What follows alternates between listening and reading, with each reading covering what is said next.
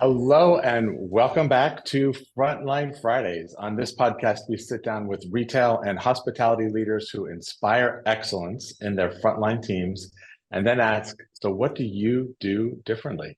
This show is brought to you by YOOBIC, the AI-powered mobile app that gives frontline teams the performance tools they need to communicate, learn, and work right in the palm of their hand. And I'm Ron Thurston, your host and the co-founder of Aussie. And we are on a mission at Aussie to reinvent retail recruitment, fueled by innovation and a deep love for retail. As anyone that knows me, that's very true. I'm going to use Aussie.com to learn more, and we're currently opening up access to anyone that works in retail space to create your digital profile. And we'll definitely be sharing more about that soon.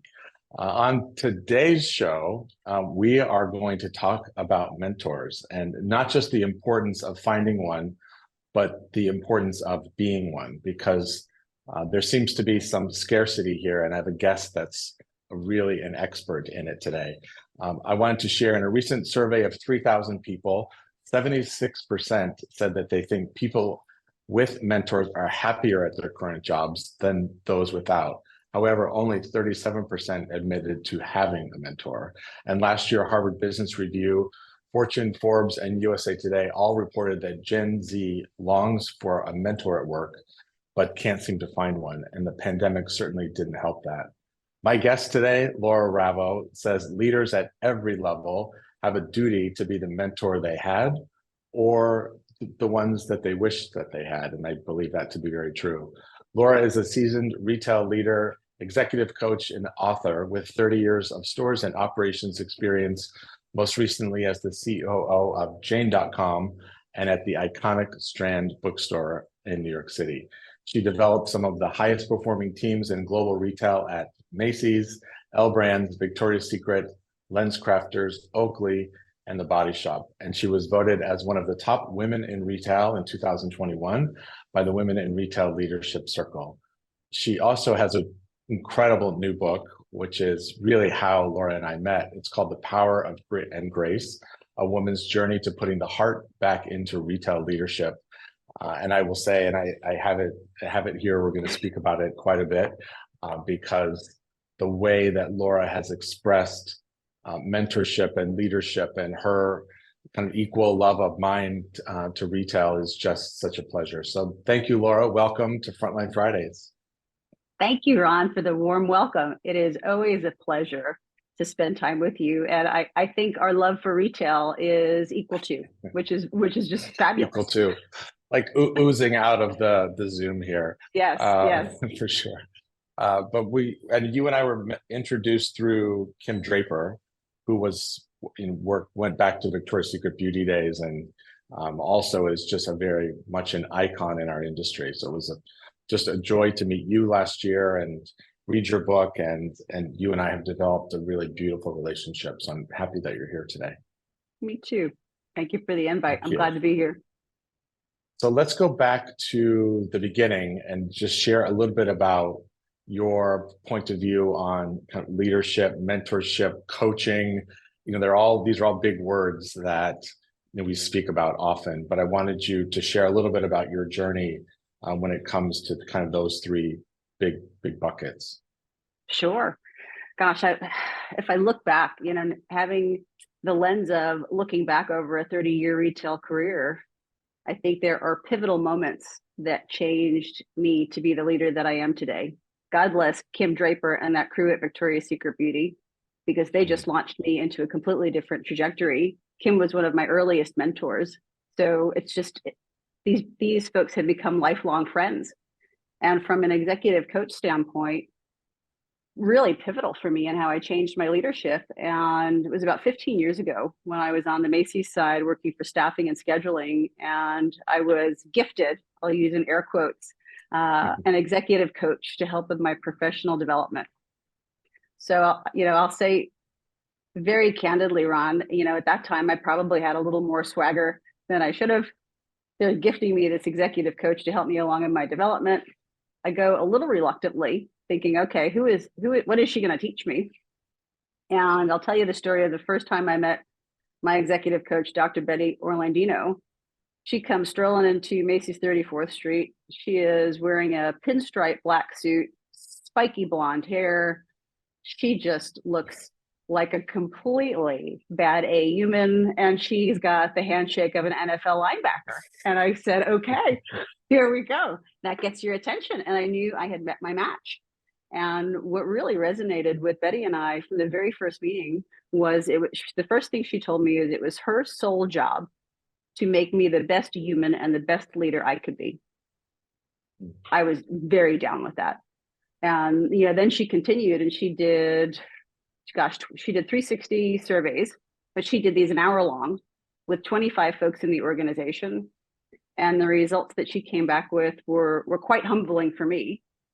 And that was the beginning of our executive coach relationship. We have since become mentors and friends. She's still my coach to this day. She's retiring shortly and is going to gift me her business. So this is the gift that keeps giving. And she'll tell me she was gifted to me, and now I'm her gift to continue her legacy. So more on that at another time. But the benefits of an executive coach or mentor are key to developing yourself through your career. And based on that feedback that you received, it sounds like it was maybe unexpected from the 360 or her observations of you. How did your leadership evolve from there? So keep in mind, Ron, I'm working in a male-dominated business, and I was rough. I was intense. I picked up her survey because I found it when I was doing prep for our chat today.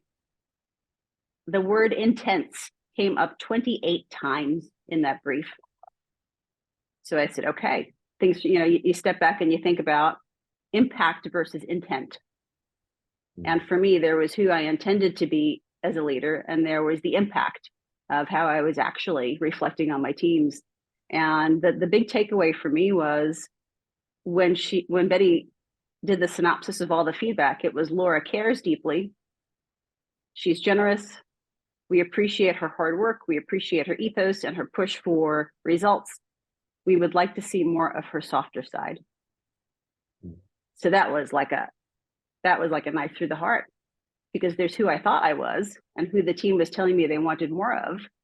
And I was really forced to change my game around. And I think that the piece that really changed for me was the realization of two things: that I was too busy playing the game with everybody else, right? I'm comparing myself to everybody else. I have to be the best. I have to be perfect. The realization at that moment was it was not about me anymore. It was about the team. And that was quite humbling. And this was Macy's tenure, right? Oh yeah, this was Macy's. Macy's, and so very male dominated. And your next role was at Victoria's Secret Beauty, which you and I have said, then all of a sudden it was a full complement of female executives. Oh, absolutely. So it's interesting. The timing is really interesting when I think about your experience of receiving that feedback from an executive team that maybe was more male, recognizing that and moving into this, not to stereotype, but it's a really interesting journey that you went on. Oh, very much so. Because then when I transitioned to Victoria's Secret Beauty, and part of it I think was old school retail, I'll call it, right? We were a little tougher. No regrets in any of it. I mean, Macy's taught me how to be an operator. I cut my teeth there. Yeah. I learned my fierceness. I learned hustle. I learned all of my operational core. What I learned also was, as I started to develop as a leader, what I wanted to be and what I didn't want to be. And when I went to Victoria's Secret Beauty, the really big lesson there, that the entire C-suite, except for one, was women, and they led differently. And the biggest lesson from Victoria's Secret Beauty was you could be fierce and you can be kind. So they were not diametrically opposed. They could live in the same space. And the C-suite of women I found to be so open with their gifts and their talents that very oftentimes, we worked directly with Robin Burns, the CEO, our CFO, Jill Granoff. She would sit side by side and teach us how to do financial walk across. So there was just a generosity of spirit, and there was no scarcity of anything. If if we wanted to know, they would teach us. And they took the time and the energy, and they bred that culture, which was very unique at that time. Wow.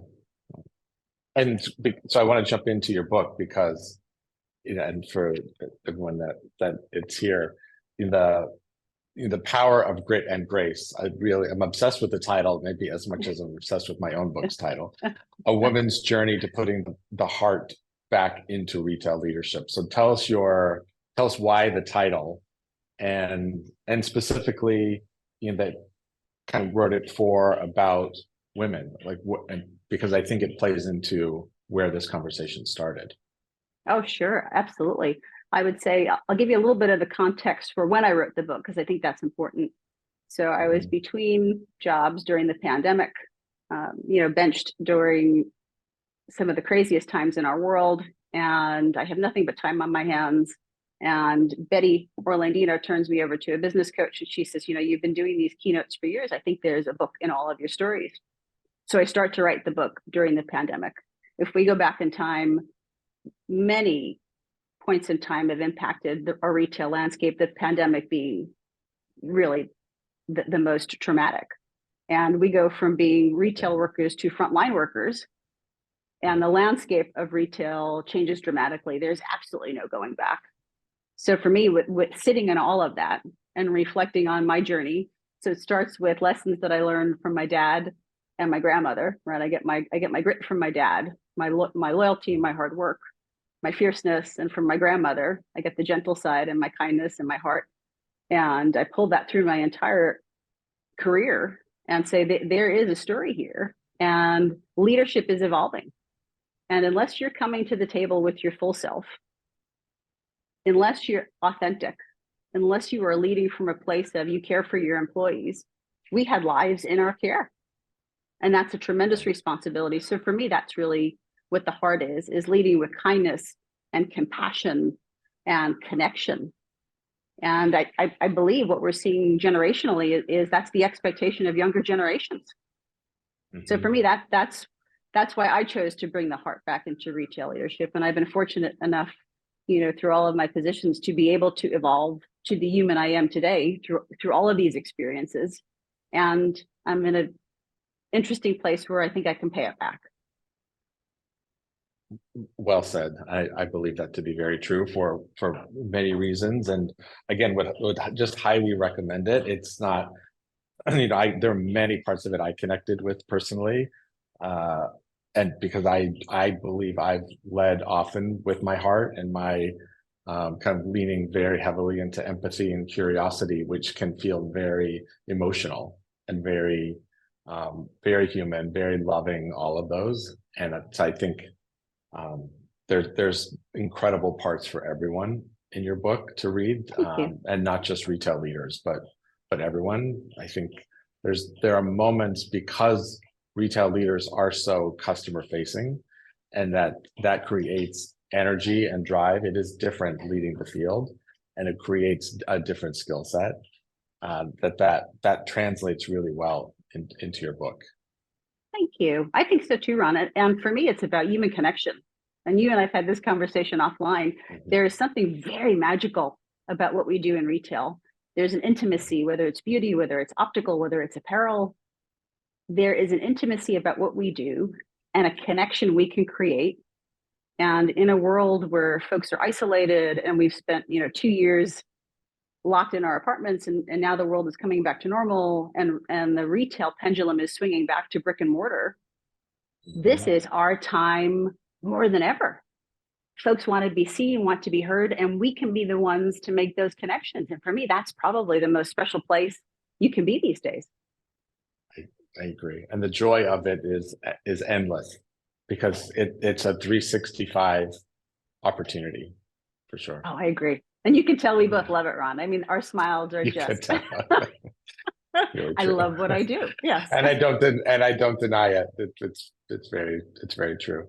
No, we had kind of positioned this episode around mentorship and the responsibility, as you stated, and I believe that to be true. And you've done some some work speaking in universities to talk about this. So I want to open the floor around just mentorship, how to receive it, how to give it, and maybe some tips for that. Sure.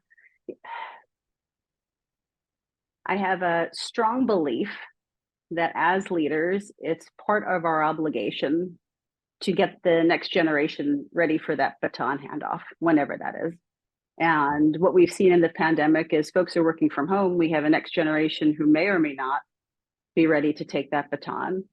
But for me, there's a responsibility for us to be able to do that. And having worked with the Rutgers MBA crew, I was invited to speak to some Rutgers MBA students right before Christmas.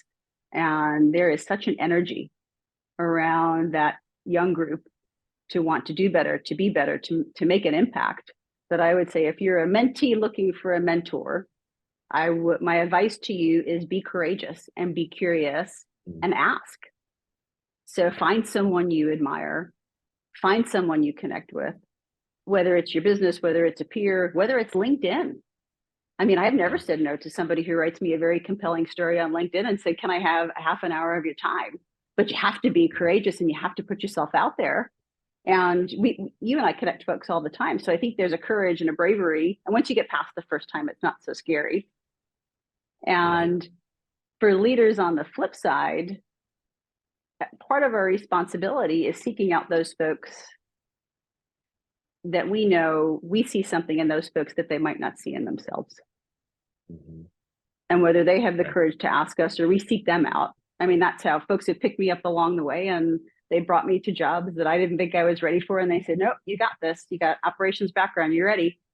And I would say, I'm not ready. No, you're ready. What's the worst thing that can happen? Okay. What's the best thing that can happen? You succeed. Yeah. So it's a really big change in mindset. And then I think we have to get past, Ron, this perception of time, right? For the mentors, it's I don't have time. All these people, they take up all my time. My calendar is busy. What I found, and I'll use Senny, my Rutgers MBA student who had the courage after, my conversation there, she said, will you be my mentor?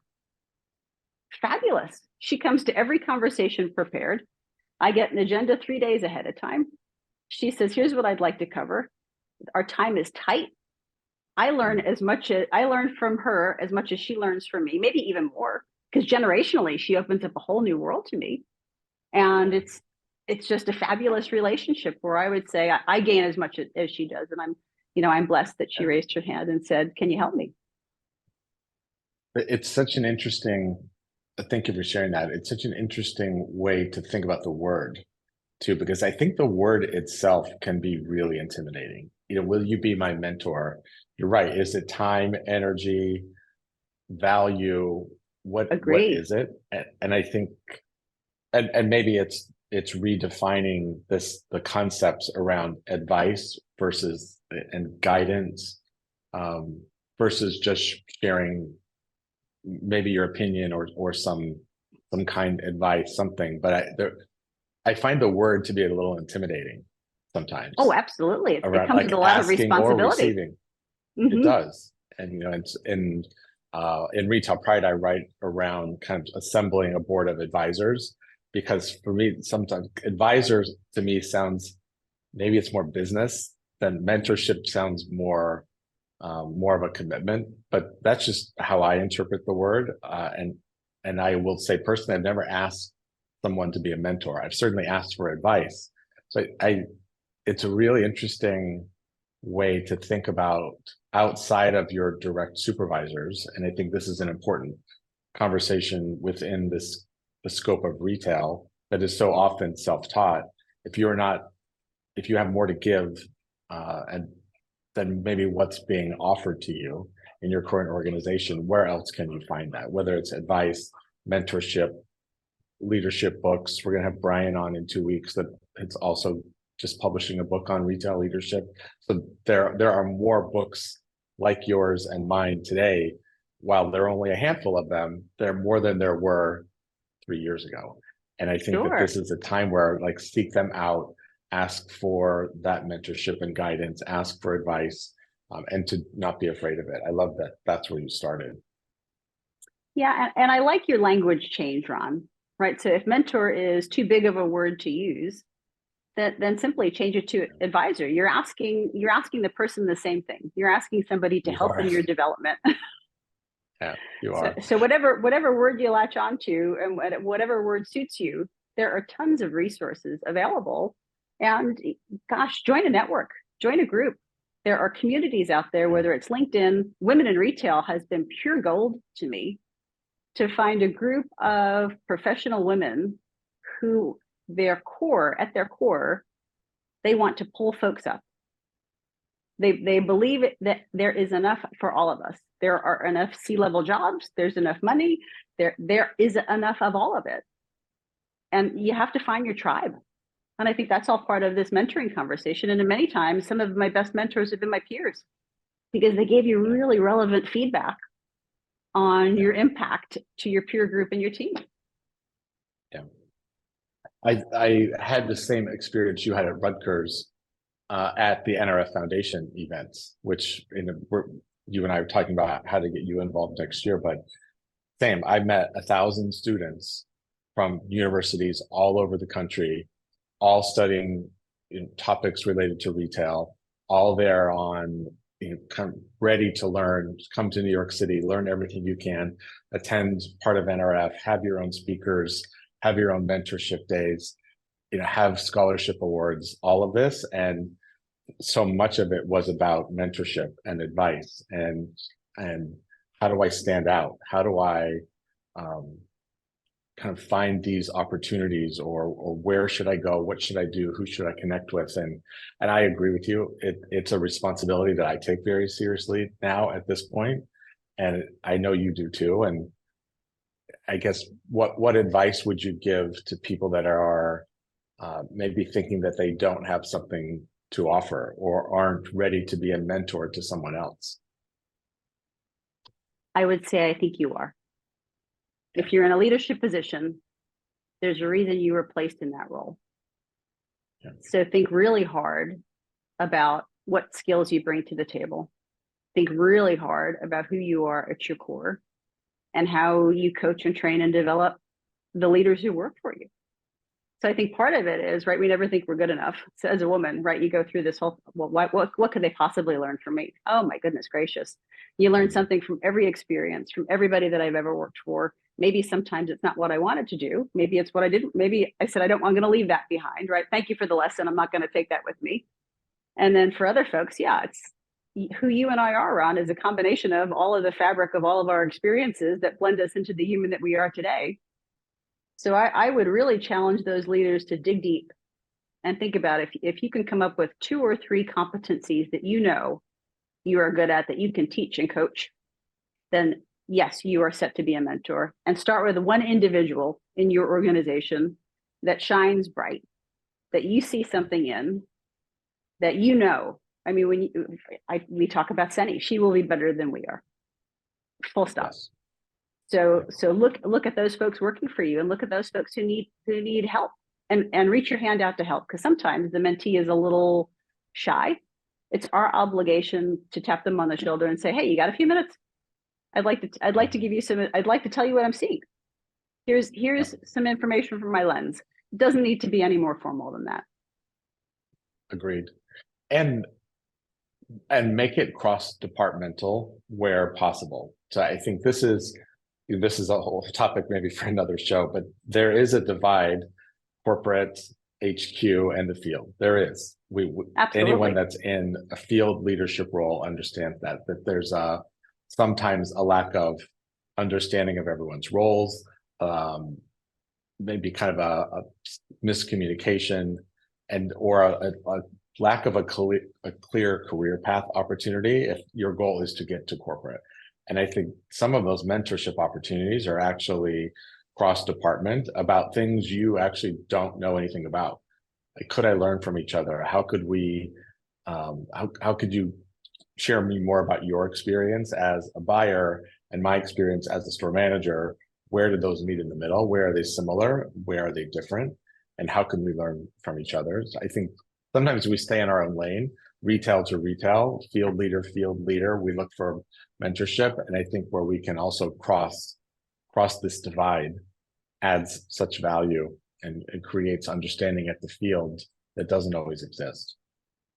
Oh, 100%. I think we know a bright light when we see it, Ron, regardless of what functional area they're in. And I like your approach of reaching out into cross-functional areas and just picking somebody who you normally wouldn't choose to help advance. Because, gosh, in my career, if folks didn't tell me that there were other functional areas available, I wouldn't have known. You don't know that jobs exist. I was drafted into operations just by sheer luck and skill that my very early mentor said, I think you have an knack for this. I wouldn't have known that the operations training squad was available to me. So I think the more cross-functionally we can reach out, you just become a much more dynamic organization. Agreed. And more fluid in how communication goes up and down. Agree. And across, and we all get better because of that. Agreed. I want to spend the last few minutes we have, Laura, just on your book again, because the way that we could, I think, wrap this up is this idea of real life lessons, connecting the dots of mentorship and people, real life lessons and future thought. And I know that's how that's the structure of your book, but can you maybe share some best practices about how to articulate mentorship in a way that is about real life experiences and guidance and advice? Very good question, Ron. I think for me, this book was a love letter to all of our folks in retail. And my intent was, if folks can learn from my experience and move a little quicker and skin their knees a little less, then my job is done. And I would say each chapter represents a really special place in my journey that taught me something different about myself, that taught me something different about the teams that I led. And the example that I'll give you is really special, and it was in the body shop. And running people, sometimes bad things happen. And we had an unfortunate incident with an associate, and it just really took us to our core. And my DM at the time, there's a lot of emotion and a lot of vulnerability. And I said to her, do you think we care too much? And she said to me, maybe everybody else doesn't care enough. So I said, okay. Beautiful. We can be two things. We can be fierce and we can be kind. Yeah. And the book is just filled with mentorship and journeys and stories, that I hope retail leaders and leaders in general find value in, but it was a joy for me to write. Incredible. What a gift to the industry. Thank you for doing that. Thank you. Where can people find you? Since you and I both have said, hey, message us and reach out, and we'd love to chat. How can people find you? Okay, I would say after today's episode, Ron, I would expect our networks to commingle. So I should expect a lot of invites on LinkedIn. Please reach out to me. Great. You can find me at Laura Ravo on LinkedIn. You can find my book on Amazon. It is out there, ready to be purchased on Amazon. So please reach out should you need anything. And if you need another resource in the business, always glad to help. Great. And women in retail, you're also very involved in that. Very much so. That group has been very core to my being.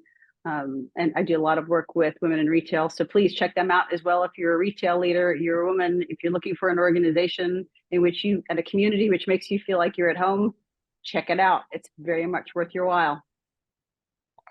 Well, thank you, Laura. I'm really glad we did this. Our relationship will continue to evolve and get deeper, and our networks, you're right, will continue to commingle. And I'm just excited to know you. So thank you for doing this. Me too, Ron. You are a blessing, and I am deeply grateful for our friendship, sir. Thank you. Appreciate it. Always a pleasure. All right. So thank you for this incredible episode, Laura. And to our listeners, keep learning and inspiring. I will be back in 2 weeks on March 8th with another author, which I love these conversations. Brian LeBrock is the author of an upcoming book being released in March called The Retail Leaders Roadmap. And be sure to follow YOOBIC on LinkedIn for the show details, as well as past episodes. And will be some kind of future information on the YOOBIC site about all the past and future episodes of the show. And if you're on the hunt for next generation communication, micro learning, and task management tools to guide your frontline teams into the future, check out what YOOBIC can do for you. Just click the link in the comments. And with that, have a great weekend, everyone. And signing off for this week. Thank you again, Laura. Thanks, Ron.